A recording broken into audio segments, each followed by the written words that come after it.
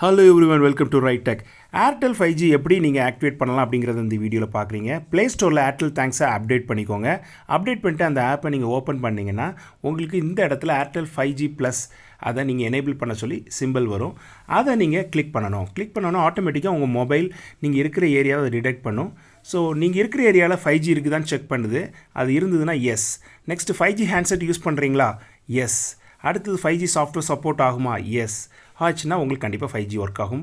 Next நீங்கள் பண்ண வேண்டியதெல்லாம் கோ டு செட்டிங்ஸ் போங்க. செட்டிங்ஸில் போய் அந்த ஏர்டெல் அதை போய் நீங்கள் ப்ரிஃபர் நெட்வொர்க் வந்து ப்ரிஃபர் 5Gன்னு கொடுங்க. அவ்வளோதாங்க, ஏர்டெல் நெட்வொர்க் ரெடி. இப்போ 5G ஸ்பீடை பார்க்கலாம். 5G ஸ்பீடு வந்து நீங்கள் இருக்கிற இடத்த பொறுத்து மாறும். ஸோ என்னோடய ஏரியாவில் 5G பார்த்தீங்கன்னா கிட்டத்தட்ட 70 Mbps வருது.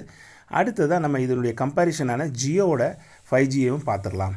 ஓகே, ஸோ ஜியோவோட செட்டிங்ஸும் அதேமாதிரி செட்டிங்ஸை எனேபிள் பண்ணி 5G ஆக்டிவேட் பண்ணி வச்சுக்கோங்க. பண்ணி வச்சுட்டு நெக்ஸ்ட்டு ஜியோவோட ஸ்பீடை நம்ம பார்க்கலாம். ஓகே ஃப்ரெண்ட்ஸ், இந்த செட்டிங்ஸை பண்ணிவிட்டு உங்களுடைய மொபைலில் 5G என்ன ஸ்பீட் இருக்குதுங்கிறத கமெண்ட் பண்ணுங்கள், நானும் தெரிஞ்சுக்கிறேன். இந்த வீடியோவை நீங்கள் உங்கள் ஃப்ரெண்ட்ஸ்க்கும் ஷேர் பண்ணுங்கள், அவங்களும் தெரிஞ்சுக்கிட்டோம்.